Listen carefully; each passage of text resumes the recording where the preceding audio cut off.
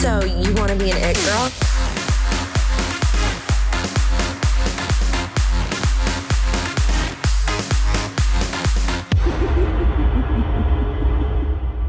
Hi guys, and welcome back to Confessions of a Wannabe It Girl. Today we're joined by the cast, crew, creation, and actors of the film Roy. Guys, welcome to the podcast. Thanks so much for being here. Cheers. Cheers. We're drinking. We're drinking. Cheers, actually. Yeah, we'll do a real cheers. Let's do it. Clink. Yep. Clink. Clink, very fun. Eye contact because the sex. Oh, yeah. Okay, good. Sex doesn't matter. Okay, good. Sex doesn't matter? You don't believe in that? Yeah, love that. All right, so tell us who you are, what you do. Oh. Yeah, introduce yourself. I think you should start. Okay. My name is Vincent Alvas. I'm a actor, writer, director. I produce stuff, and that's who I am and what I do, I guess you could say. Love it. Yeah. I am Charlotte Taschen. I do a lot of those things as well. Not so much writing. A lot of voiceover, martial arts stuff as well, action, filming, producing if it helps, you know. Yeah, that's me.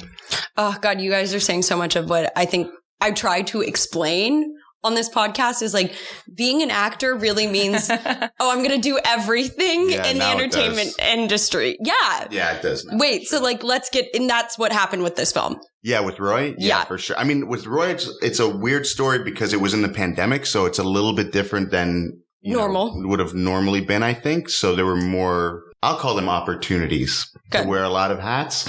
But yeah, that's essentially what happened with it. I mean, at the end of the day, like, depending on where you're at with your career, if you're an actor, if you're a director, if you're a writer or producer, you're going to have to get up off of your ass and try to do something for yourself if the ball isn't already rolling through, some outside circumstance or situation. So I feel like everybody is dealing with that right now. Totally. Right? So for both of you, I want to go a little back. Yeah. When did you want to become an actor? Like, actually, why? Not like the great, like, puff one. I'll go first. I wanted to be famous. Really? Yeah, I know it's, like, shallow to say. Though. Yeah, but it's honest. That's the truth. That's the truth. Like, I wanted to be famous at, 12. I heard that, what's his name? The guy who plays Anakin in episode 1 of Star Wars. Hayden Christensen. Wow, the fact that you knew that. No, that's him when he's older. Isn't that his... I don't fucking know. Whatever. Doesn't matter. That guy. The guy who plays Anakin. Yeah. I was like, he's 12. By the time I'm 12, I'm going to be famous and I'm going to be an actor. That's what I told myself. Wait, how old were you? I was young. Probably kindergarten or first grade. Oh my God. So like, obviously, very superficial, surface level, things have changed. But that's what got me into it. That's crazy. So I want to hear yours. And I want it to be as honest as that. Okay, I'll start. I am quite the opposite of all of that. I never wanted to be the girl, to be singer, actress, model. I always thought of myself as something different, but then it kept coming up for me. I was doing theater in, I think I was maybe 10, 11, 12. Then I got into acting classes, private acting classes. Really loved it. I was always judging the girl that wanted to be an actor I was doing acting classes, so I was an actor, I guess, too. But anyway, so it took me years and years and years. At 18, the 2 coaches that I was working with, they encouraged me to audition for state drama schools in Germany, where I grew up, or in German-speaking countries. It could be Switzerland or Austria. And that's kind of the way to be an actor. If you don't have a degree from a certain state drama school, you're kind of not an actor, which is weird, but that's still kind of the way it works. If you want to get an agent, that's your calling card. So I kind of did that more or less, but I also started studying something completely different at the same time because I was like, I can't have this be my only thing. I need to, do something with my life. And so I studied economics. I have a degree in economics and still didn't forget about it. Then I just moved to America. Love it. Wow. Yeah. And did you move right to LA? Yeah, straight to LA. Wow. We're going to get into that one. And for you, Vincent? Well, Vincent, do you like that I just called you Vincent? That. My mom will really appreciate it. You call me Vincent, so that's great. All right, Vincent. Yeah. Where I grew up in Miami, it was not really like an option. I don't know anybody that from where I'm from ever had a goal or like an aspiration to become an actor, to do anything like that. But I do remember from a really, really, really young age, and I guess this is maybe a little bit more directorial, to be honest, but having these like situations play out in my head and almost see the way that the story could have unfolded, like whether it's a situation. I did martial arts since I was 3 also.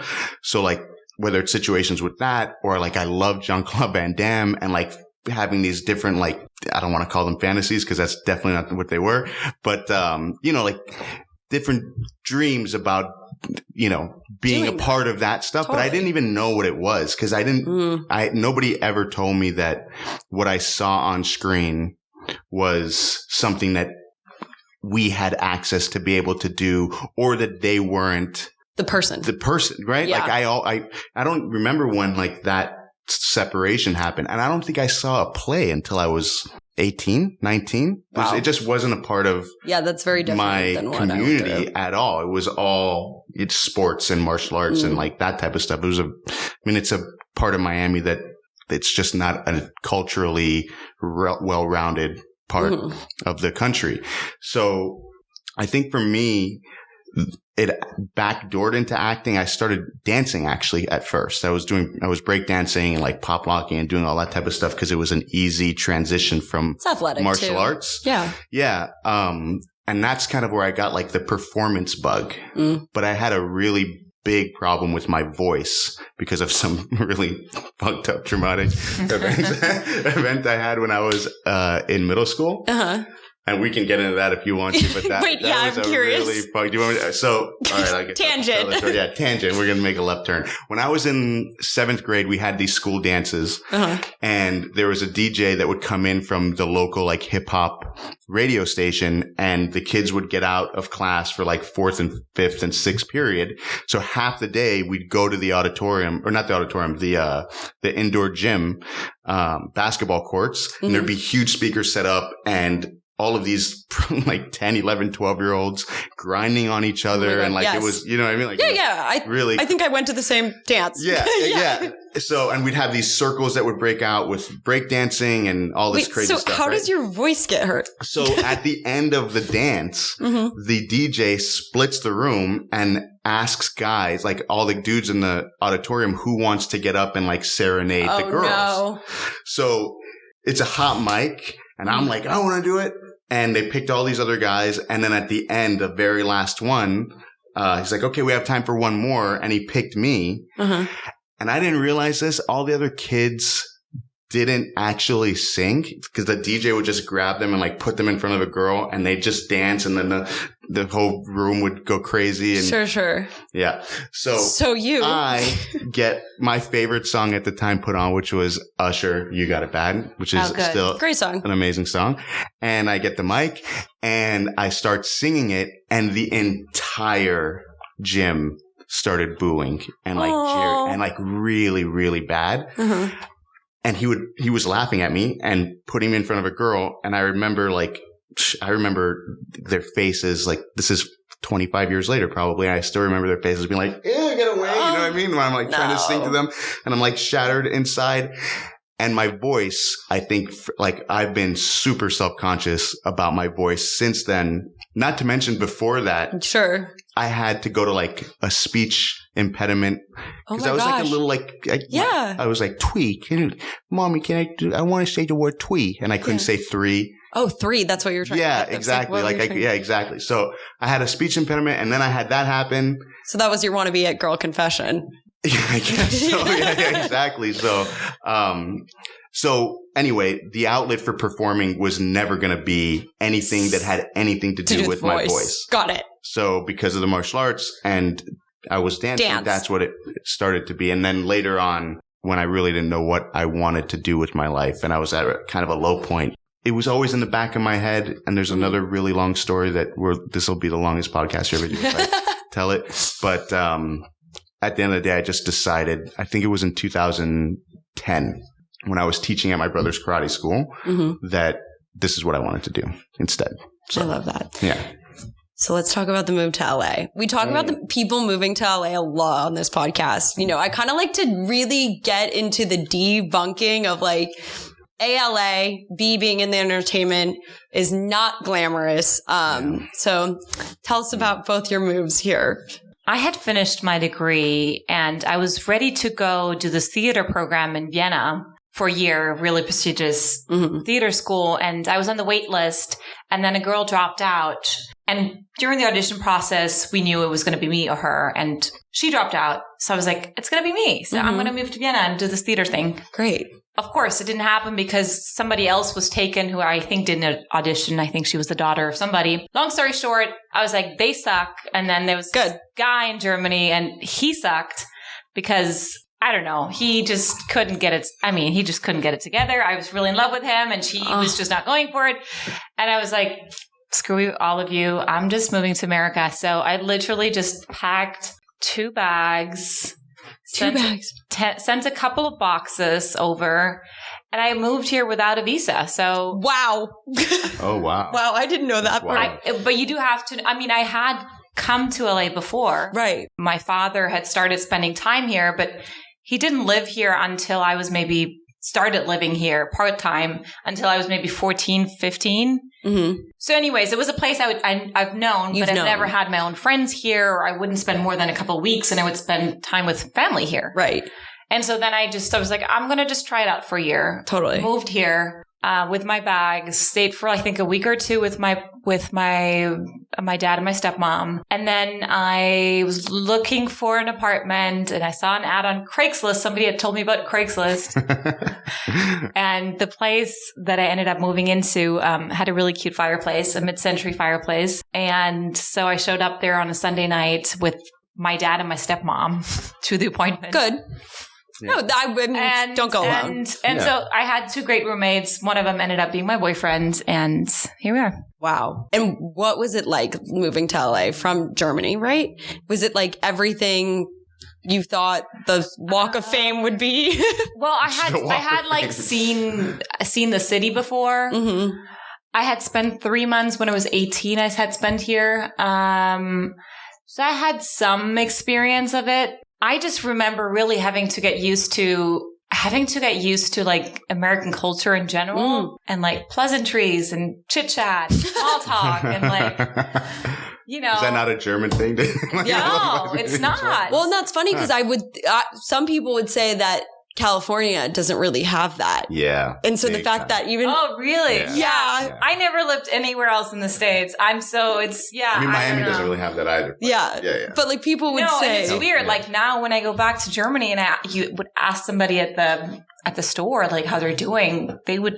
Like what? Look at you weird. It does. It is changing over the years. It's like becoming more and more, I think, I don't know, Americanized in that way. There's more and more customer service, but... Yeah. Those were the biggest culture shocks for sure. I would talk to people at a party and I was really into the conversation and you just realize like it's just chit chat and they're not actually wanting to like talk to you. That's a big part of LA. Yeah, but it's so because I was just telling you this the other day about when we had our event for Roy. Right. Which was a screening for everyone who doesn't know. We did a screening for a film that we did and I knew everybody, so it was really easy for me. Like I just stood there and people just bombarded me. But then I like specifically noticed how good she was at going up to people and making small talk and like doing that. So like this story is when it's not your culture, when it's not your language, you have to kind of like there's extra sort of But also I remember right before having moved to America, I had lived in like 3 different countries with 3 different languages I didn't know within like 3-4 years. So I like just felt invincible. I was like, I can move anywhere, do anything. That's dope though. That is dope. And then I got stuck here.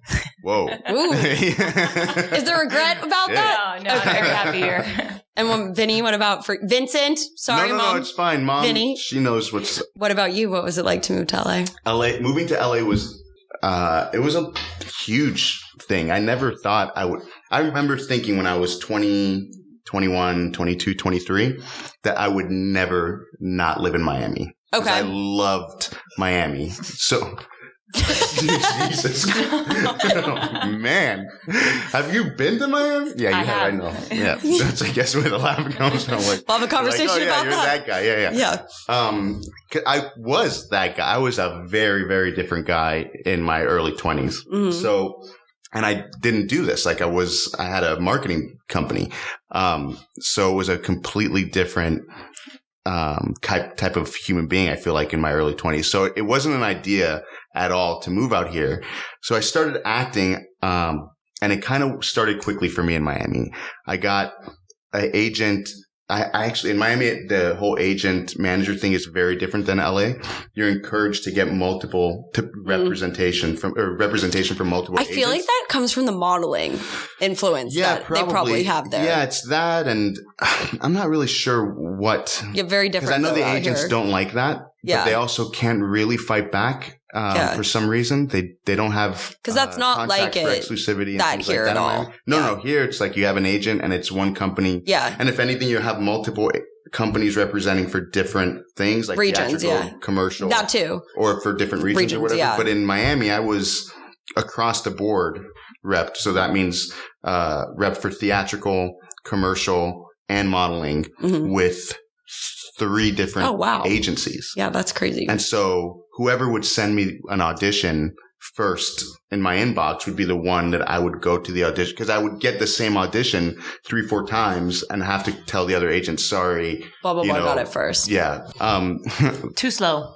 Yeah, exactly. Yeah, exactly. Like, I already got it from X, Y, and Z, and that's it. So anyway, maybe that has to do with why things went a little bit faster there, because there was a competitiveness between the agencies to get their clients out quickly.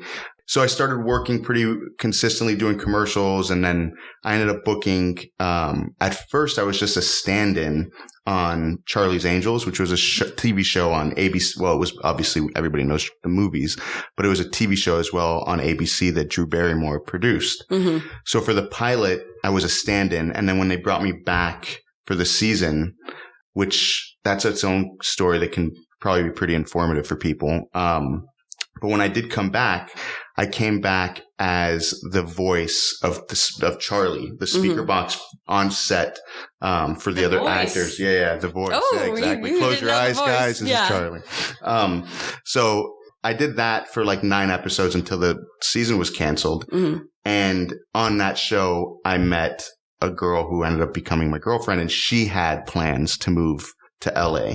So it wasn't even your idea. So it wasn't really my idea, but she really wanted to move to LA, and we were in a very serious and committed relationship. And at the same time, I had basically done everything I could do in Miami. There's not really a whole lot of opportunities. There's only a couple TV shows that shoot there a year. And if you book them and you're on them, then you have to wait for the next feature that comes through. And that some years there's nothing, other years there's a lot. So, and even though they do shoot there, they almost never book anything through the Miami agencies for anything above 5 lines, right? It's all cast out of LA anyway. Totally. So I guess it was kind of percolating in the back of my head once the season was wrapping up with Charlie's Angels that maybe I should move on. But to be fair, she definitely had like a huge influence on that. And I don't think I would have moved out here. Oh, wow. Had she, I mean, maybe eventually, but I don't think I would have moved out here when I did. Unless, I was in that relationship. And then when I moved out here. Were you culture shocked? I mean, not culture shocked, but I'd never been to LA. So I remember like she drove the last like 2-hour leg in. And I remember waking up and now I know where we're on the 134 driving through Pasadena and being shocked that there were mountains. Oh. I was like, what the fuck? Because Miami, there's no mountains. Nothing. And in my mind, I've seen Entourage, and I always see just like the streets and like flat. Yeah. And I'm like, that's LA. You never heard of the hills? I didn't even put 2 and 2 together. Never thought that. Yeah, I'm not the brightest bulb in the closet. You know what I mean? Like, I'm just joshing you. Yeah, but I was really shocked when I woke up. I was like, holy shit, there's like mountains and like a whole valley thing. Right. Oh, the valley. Oh, there you go. Yeah, that's funny. Yeah, it's pretty stupid. But but I guess the big shock of it wasn't so much like the culture, it was the landscape and that there were so many different, like you could go to the beach one day and then go to a mountain the next day. And I'd never been on a hike before. So the first hike that I know, thank you. I know I'm not so like cultured and whatever. You know? I'm not saying there's hikes in Germany like that. But there probably are. I remember the first Runyon Canyon hike I had. It's a thing. It's a thing, right? It's a thing. It's a thing. I still haven't done the Runyon Canyon hike. I was in Topanga and there were like deer everywhere. And that was like, I don't know what the fuck planet I am. No, like, I know. Topanga's like deer. Different. Yeah. Yeah. I think the shock for me was more so that I was in a situation financially that I'd never been in, because I landed in LA. I think I had between the two of us, I think we had $126. I think is the number that we had. Yeah. And she didn't have a job that was consistent. She was doing like promotional work at auto shows. Yeah. And the job that I transferred with was at a restaurant, and I couldn't work at that restaurant for like a week, they told me. So like we literally went to McDonald's, dollar menu, asked them if we could have like their little McDonald's cups for like our, cups and forks and that. And like we did that that was the shocking part. That is. Like, yeah, my brother sent out like a whole China set. Then like a couple weeks later, and half of it broke in the mail. No. It was, so that was like the shock, is like learning how to try to pursue something in a very serious way, and then come home and the apartment was the size of this room, which is, this is a huge room.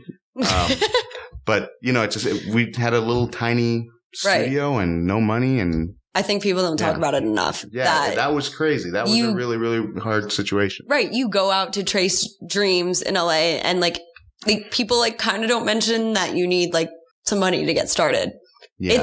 It's a tough city, and it's expensive really, really fast. Yeah.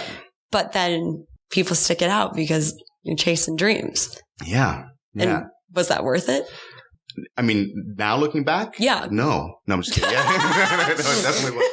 No, it wasn't. No, not at all. Don't move here. Don't move here. Actually, don't. We don't need any more competition. We really don't need any more competition. I don't want to see a single brunette in my category. Yeah. Sam, stay home. Utah. I always say, like Sam, or I've heard Mary in Mississippi. Mary in Mississippi, stay home. Yeah. Stay home, honey. Like, we don't need you. Gonna work. And the other thing is, like, you do have that whole thing of like the big fish in the little pond. So you move out here, at least I did, like feeling like I was booking, constantly booking shit in Miami. And it felt difficult there because I would go to a casting in Miami, and the people who I was going up against were like 6'4", Colombian, dark skinned. I'm not gay, but I'd be like, I'd fuck you, bro. Like, you're so hot. Like, like, you know what I mean? Just like perfect. And they were specimens. just like specimens across the board. Yeah. And I'd show up, and I feel like I was doing well because casting would be like, oh, cool. Like, we can give it to somebody who looks normal and not, you know what I mean? Like, have the pool boy always look like, Ken. Mama is going to definitely have a fantasy. Yeah, you know what I mean? Right. Like Ken, well, they're not even Ken dolls. They're like Pablo dolls. Oh, okay. You know what I mean? Sure. Like, valid. Yeah. Yeah. And then coming out here, and it's like, oh, no, I get it. So, like, the rest of the country looks a little bit more like me, but even better. Yeah. And there's a lot of talented people out here as well. Yeah. So it's tough. It's definitely tough. I call it the varsity complex. Like, yeah. Yeah, I don't know if in sports in Germany, do they call like the top team varsity? Well, not in German. Okay. I mean, that's not the word for it. Yeah. Yeah, but I know what you mean. Yeah, like the varsity complex, big fish, small pond, varsity you're player. Like the best on your high school team and the You're worst the best on your in a JV team, town. You are. You're the best in a JV town, and then you move to a very, not even varsity, but like NFL level town, and you're like kind of like a benched varsity player. Yeah, and what's worse and there's a is lot that of them. In Miami, I felt like Miami was NFL. Right. The ego stuff is NFL associates with Miami is very real. Yes. So like when I came out here, I was like, I've never had therapy before, but I should start. Yeah. Like, I still haven't started, which is maybe why. It's a good thing I'm about it. Yeah. So now that we got how you guys got here, let's talk a little bit about the film. Okay. Cool. Want to tell us about what Roy is about? Yeah, Charlotte. Okay. So Roy is about Roy. Yeah. Okay, I don't want to give away the story that you've created and written, but I had known Vincent. No. I actually have you saved in my phone as Vincent. So sometimes I try to type in Vinny and then it doesn't direct me there because it's Vincent. I think I have the same problem.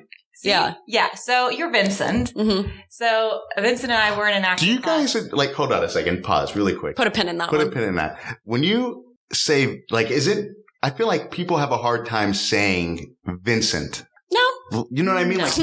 No, because nobody's That's just in your head. That's you. Nobody's ever the go-to. No, it's just more Vincent. formal. Yeah, it's that's what I mean. It's a very formal sounding name. It's very formal. Yeah, it's like calling somebody Benjamin. And you're like, no, Ben. Yeah, and it's just Ben. Just say Ben. You just say Ben. Yeah, exactly. Unless it's like Benjamin Button. Yeah. Anyway, Roy is a good movie, I think. Yeah. So you met Vincent. So I met Vincent in class. Oh, and God. Okay. I got a phone call. I think I was in Germany at the time. Mm-hmm. And I was like, well, that's cool. You're reaching out. And you know how Vincent works on his, makes his own stuff and writes and directs. Really? And so, yeah, she is. I didn't know that. She was talking about it in class. That's nice. She likes you a lot, I think. I love Catlin. I love you. So he called me and, feels great to have somebody call you who you haven't really met, I guess. I don't think we'd spoken. Yeah, we hadn't really spoken. So wait, you didn't even know each other? No, we were in class together, but the class is very let's go to the point and let's not talk. Basically. Totally, that's the class. So if you're not scene partners, you're not working together. Yeah, exactly. Got it. Yeah. And so, anyways, long story short, he hits me up and I read the script and I'm really confused, but I'm like, this is really cool. I don't know where he's going with this, but sounds really cool.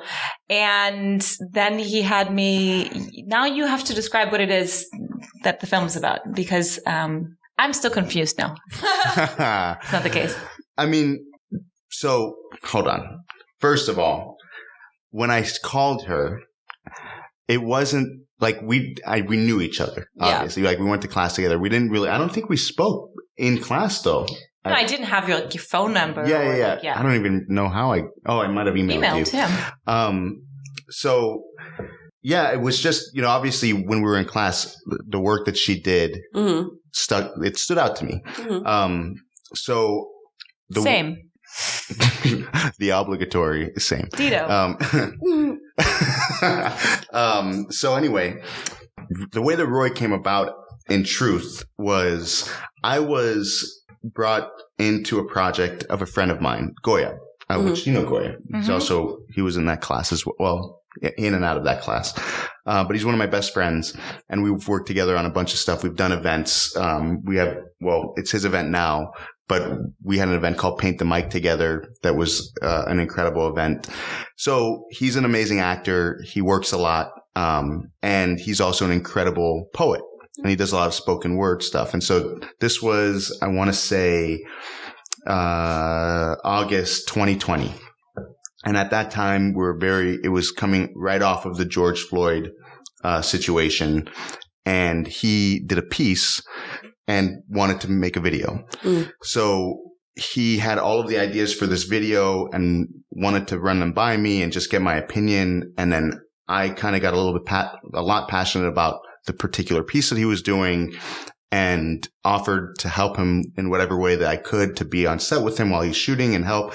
And it kind of slowly snowballed into, literally at the end of the process, we go to dinner. He's like, I think I'm just going to say that you were the director of this. Mm-hmm. So when we were cutting that together, the cinematographer is also a good friend of ours who I'd worked with before. And we were talking about we need to start doing something, and we're coming out of this pandemic and I really want to work together. And we're still in it, by the way.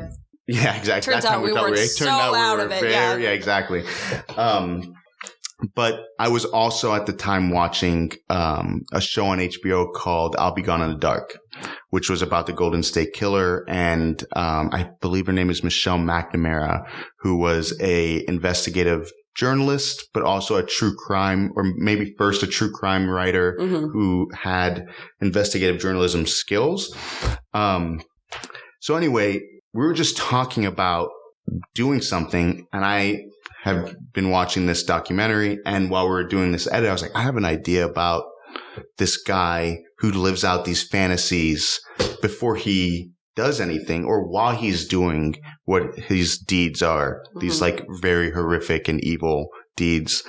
So maybe I'll explore what that is, because it was a fascinating part of the documentary of this guy living out these really gross and dark fantasies in the process of him raping and murdering countless people up and down the coast of California. Right.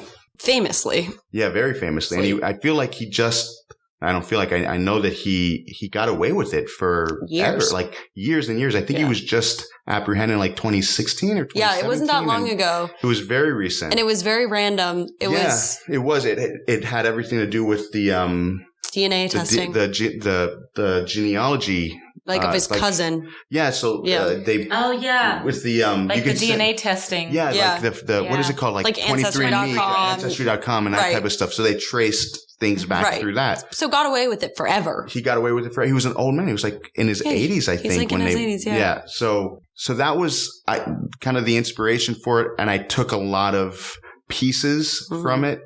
And at the beginning, I was thinking of just doing that story or finding like a little slice of life of that and doing it. But I wanted a little bit more freedom with the character and the behavior and being able to explore some different things. So I just pulled very specific events from it.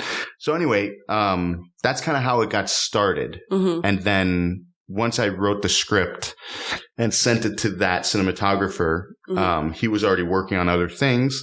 And so then I sent it to actually Dave, which we've worked together on our first. Yeah, we did things. Good times. Good times. I gotta watch the bar film. The bar film. I call it my Gossip Girl episode. It is like a Gossip Girl episode. I don't know if it's really like but like shot in the style of it's in the style of fun. It's fun. Yeah. It's and Courtney's in it as well. Yeah, which is Courtney Radke. Big shot. We love Courtney Radke. Yeah, we love Courtney Radke.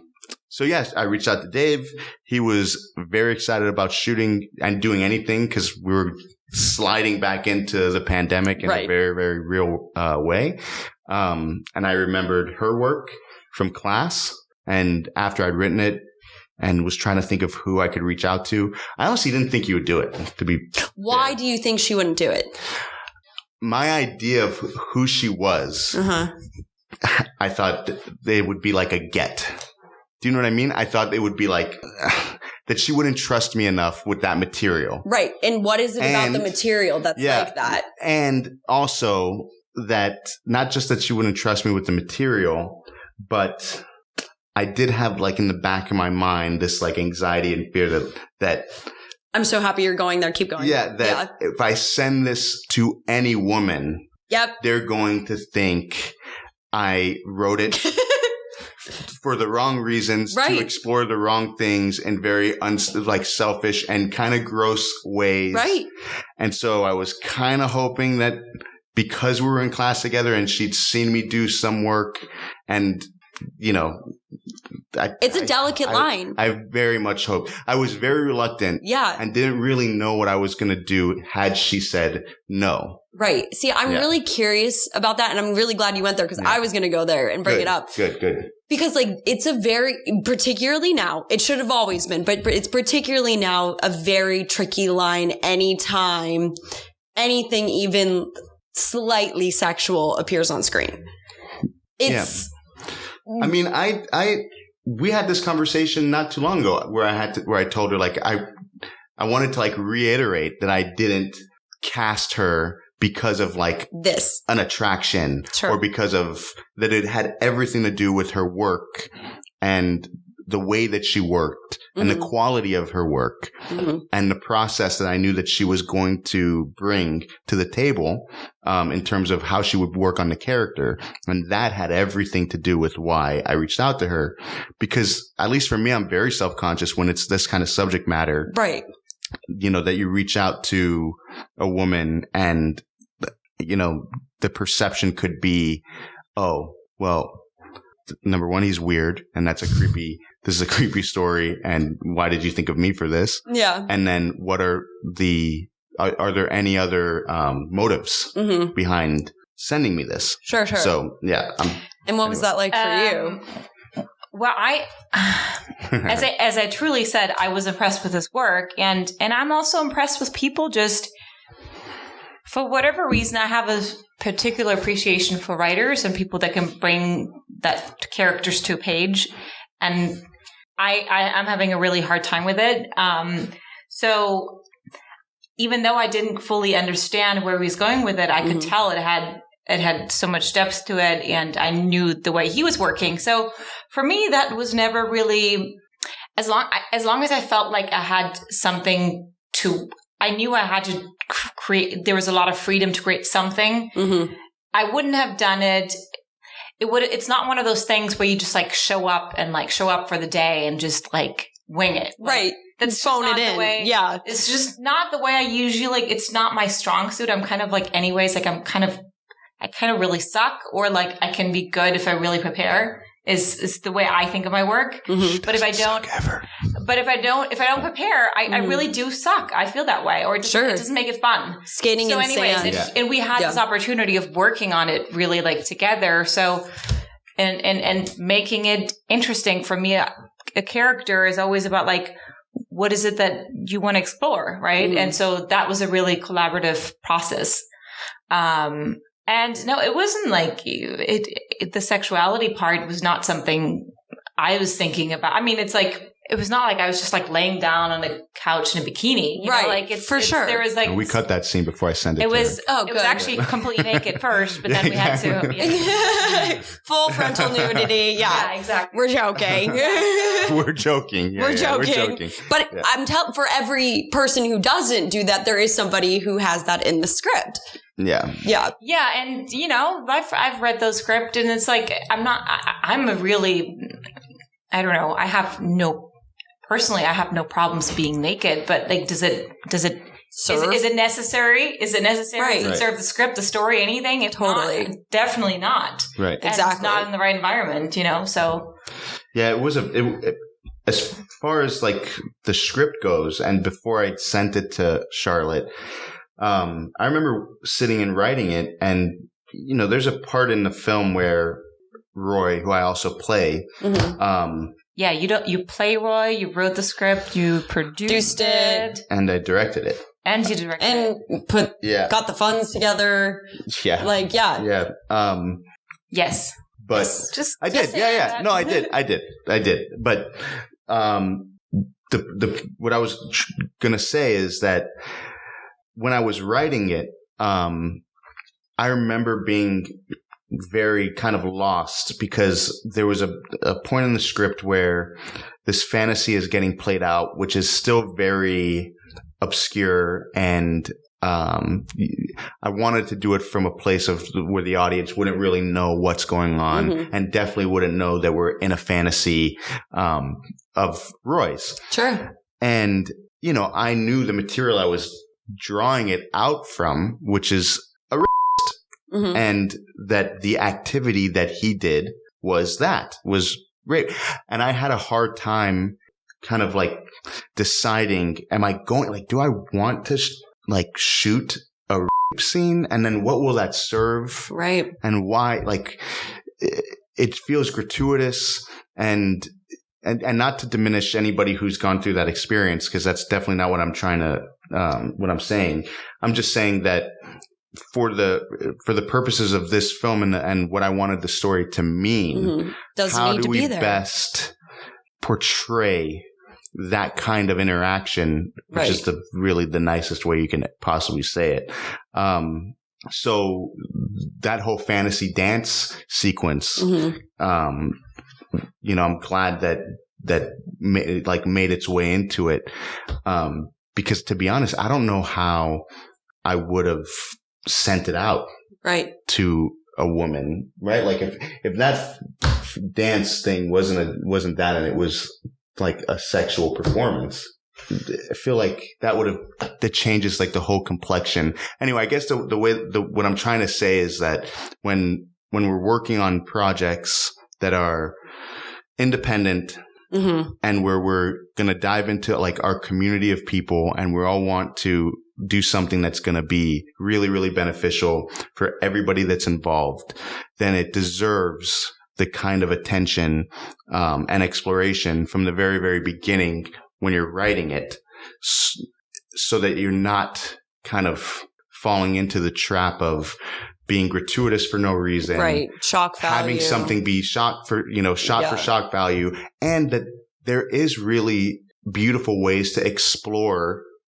material that doesn't have to be on the nose, that you don't have to show. And I love that. You know what I mean? Like, yes. So, yeah, I think that, I mean, I get, especially since Roy, I've had a lot of people send me things, which it's very nice. And it's been a really cool experience to have people send me their material and, you know, kind of want me to get involved in one way or another.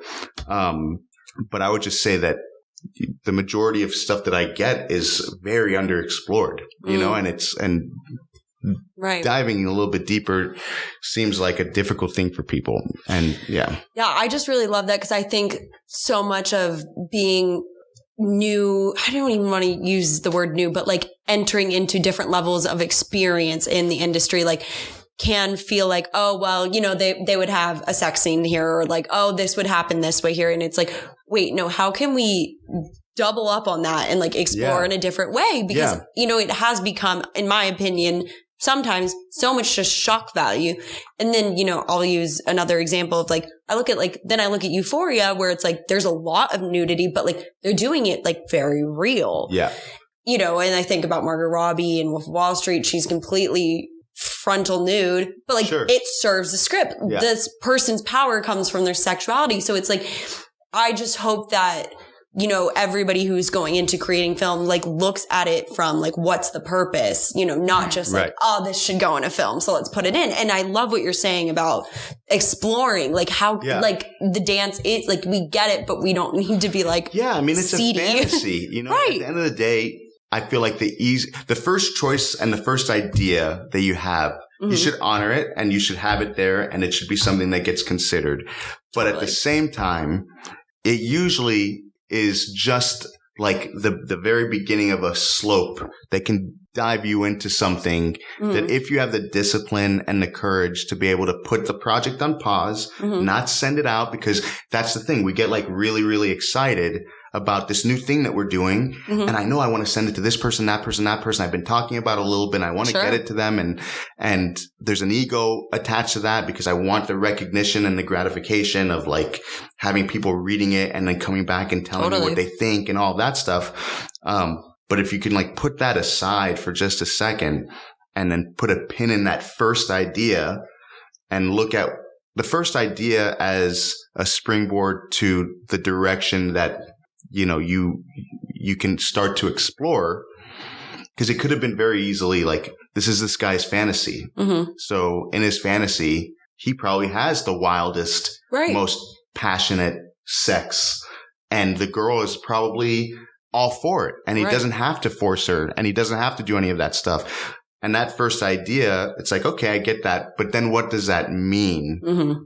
And why does he have that? And I think exploring that a little bit deeper is how we got to what we did. And I think a lot of people can be better served, and the projects will be better served by really like diving in. Yeah. You know? 1000% agree. Yeah.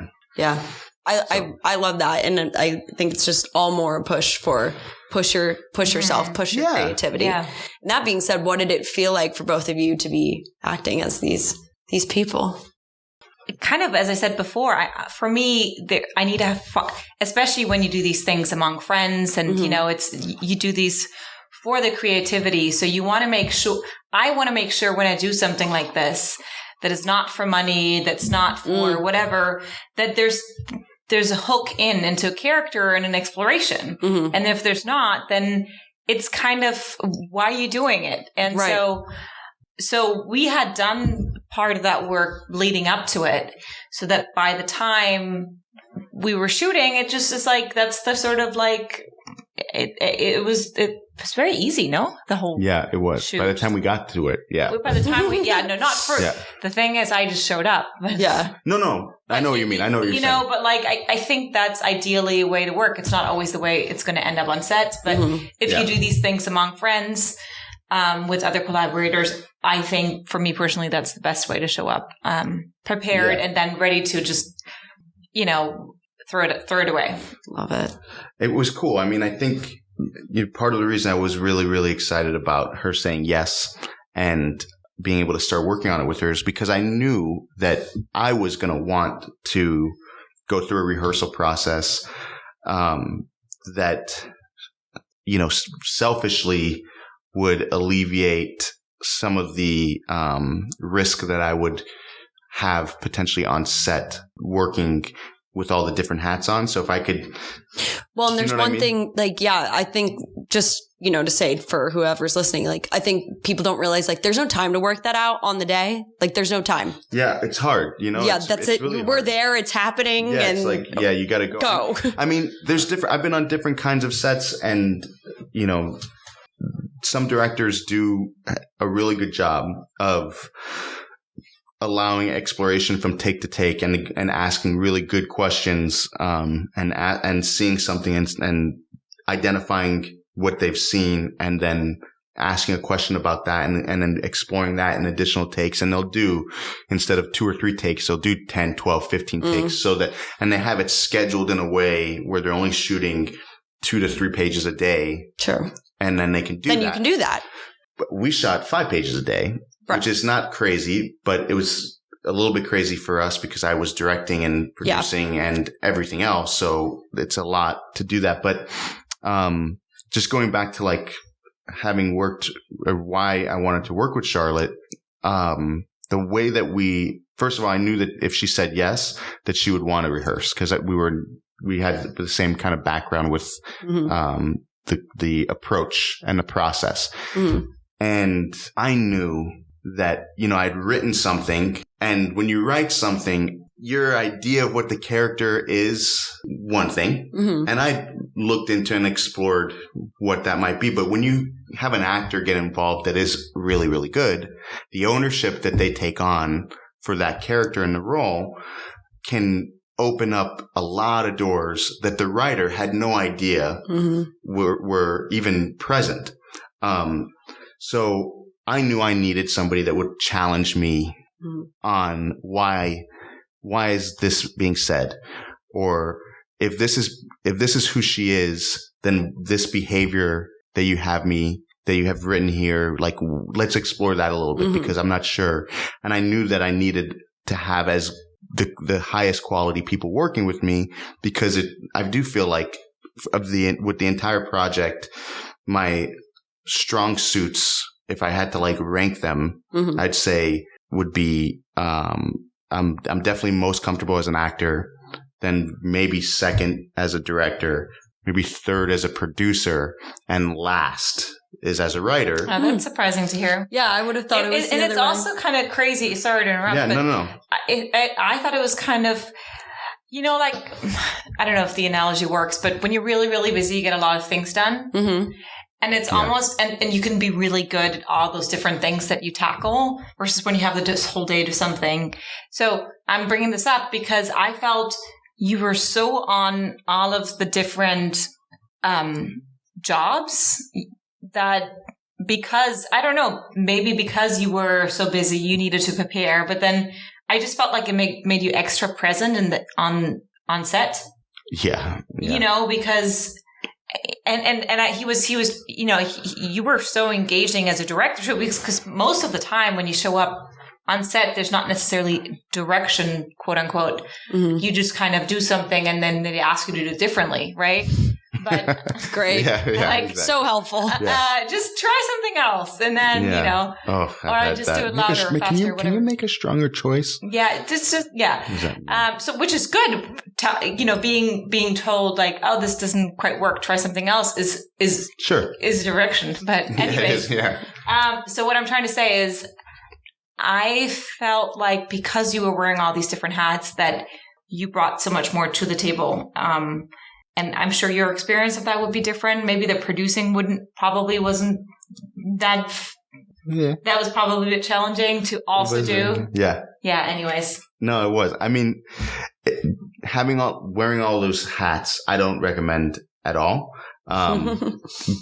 I think there's different combinations that work. Mm-hmm. Writer, director works great. Right. You know what I mean? Agree. Writer, director works. Actor, producer works. Ooh, you don't agree? Like that's the worst combination. I think it's the best combination. Ooh, it makes me what type of producer is the question? Right? Sure. I'm like the scrappy, independent.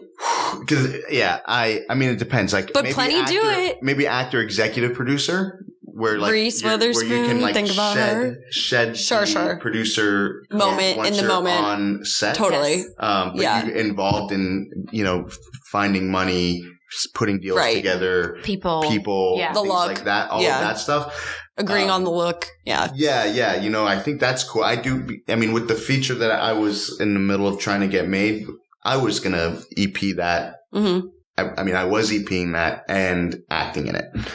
So I think that can work for sure. But I don't think that. I mean, there's a big difference between an executive producer and the producer of the film. Yes. And being responsible on the day for the logistics, the numbers, for putting out fires. Yeah. Doing that job, putting out fires, and at the same time being like, just hold on. Like, I don't know when that deliverable is going to get here for next week, but I've got to jump into the scene. Right. It's just a terrible.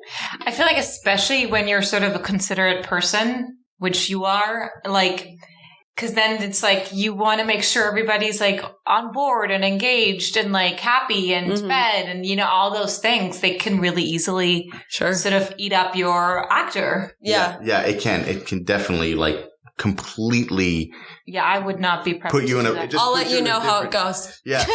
Yeah. I mean, it's tough. But it's something that sometimes you have to do. Right. Yeah. If you want especially in these types of projects. Yeah. Exactly. You do it. It's with these type of projects, and specifically, in the circumstance that we were in the pandemic, where limited, but also not just limited in terms of finances and being able to afford things, but also, the space at that time period. We couldn't have more than 7 people, I think. Yeah, that's another thing. Because we wanted to try to we needed to maintain social distance. Mm-hmm. We all did the COVID tests, the day or 2 days before.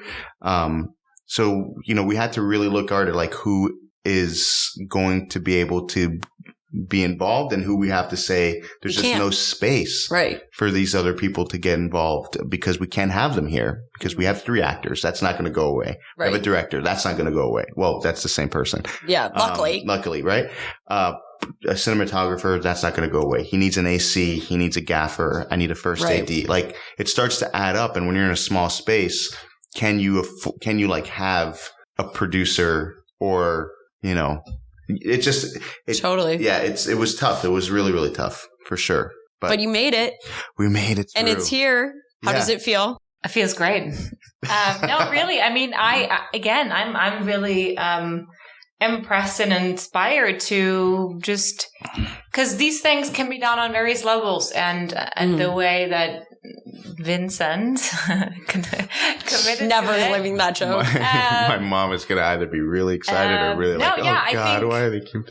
Yeah, I think it's inspiring, and we just got to keep doing these things. Absolutely. I think a lot of it. Yeah, but I think that's a huge part of like I'm thinking of the title of this podcast, so I'm going to say it now. It's like feel your creativity, how do we feel your creativity and like go out and actually do it, which you have done, and also like challenging yourself. Yeah, that's been, I started doing that actually a week before after.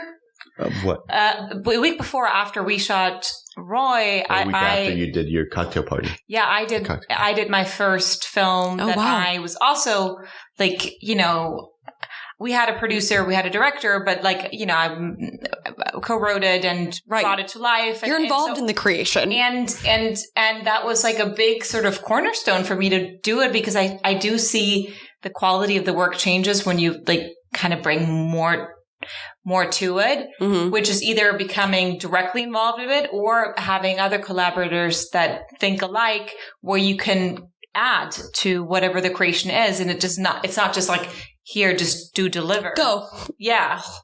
So for me, that kind of opened up a lot in my own way of working and going forward in the sense of like, okay, I guess I was lazy to not do it before, but now I'm more and more doing it. I don't think she was lazy. I don't think she was lazy. But the cocktail party is also fucking a dope little movie. And it premiered at Tribeca for you guys, right? Wow. That's huge. It's huge. It's so good. It's Speaking really, really of good. film festivals, what's next for Roy? We got into the first one. And there will be more. There will be more. It's been submitted to a lot, but it's very early still. It's only, I feel like most of the festivals that I've submitted to aren't going to get back to me until like December, January, February. I submitted to one festival. They don't let me know until July of next year. Oh, wow. Yeah. Yeah. So where are we going to be in July next year? I don't know. I don't even know where. Anyway. Hopefully alive. The top of the charts. Whoa. Like, With the wine down. Yeah. Cheers to that. Yeah. Knock on the wood. This is from IKEA though. So don't laugh too hard. Wood. That's good. That's all that matters. Yeah, exactly. Okay.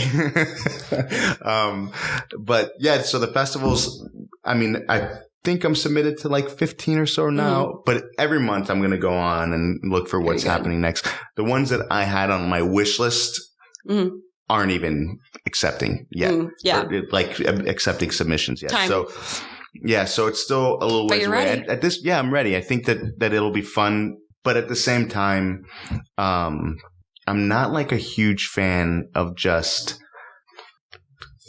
like having my feet in this project that feels like it's so far in the past. And the festival run of it, I felt initially was going to be way more exciting for me, even this phase of it. Sure.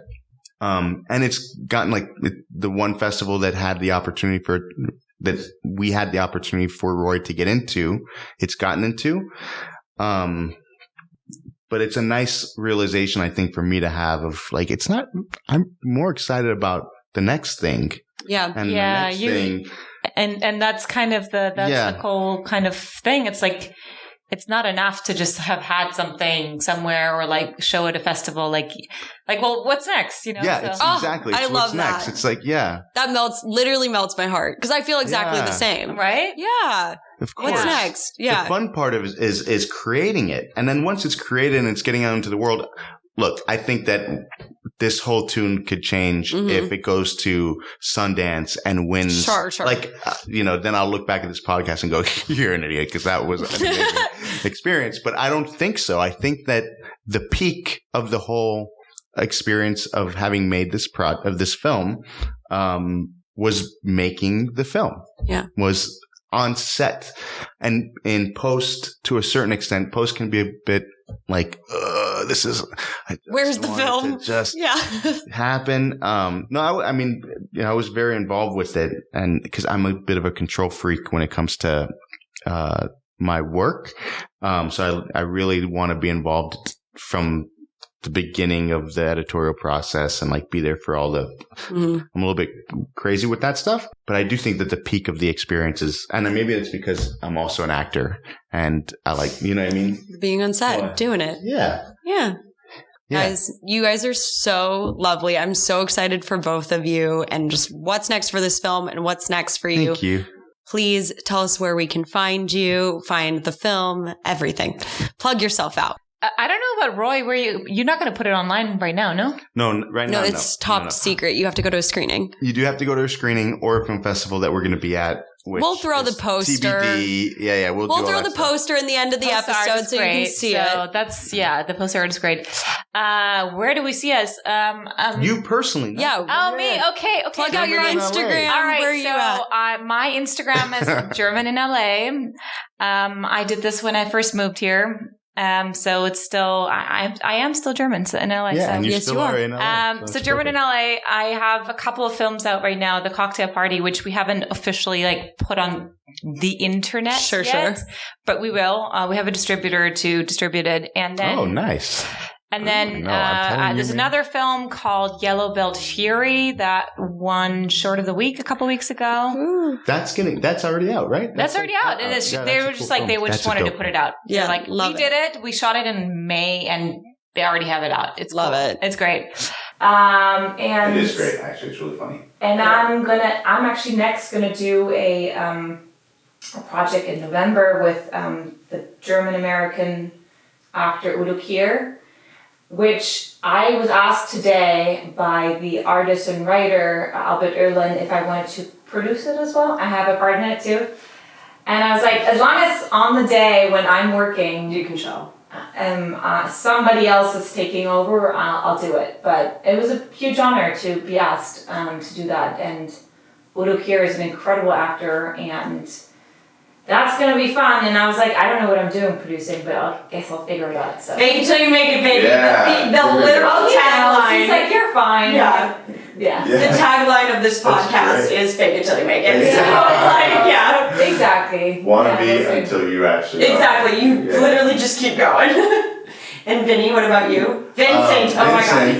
Well, ironically, if you do want to reach me, it's at Vinny Alvas, which is my Instagram. But Roy has its own account, which is at a film named Roy. A film named Roy. Mm-hmm. And what? And last night, which by the time this thing airs, it will probably be ready. But last night I finally cracked the little code for the website. Great. And so that is www.afilmnamedroy.com. We'll definitely link that. And Vincent has a lot of other projects in the pipeline, so... I do have a lot of other projects. I've got, I think, like 4 going right now, all at the same time. Yeah. Oh, so exciting. Which is cool, but yeah. Guys, thank you so much for being here. It was a pleasure. So, thank you guys for listening. Thank you. I hope you guys love the questions.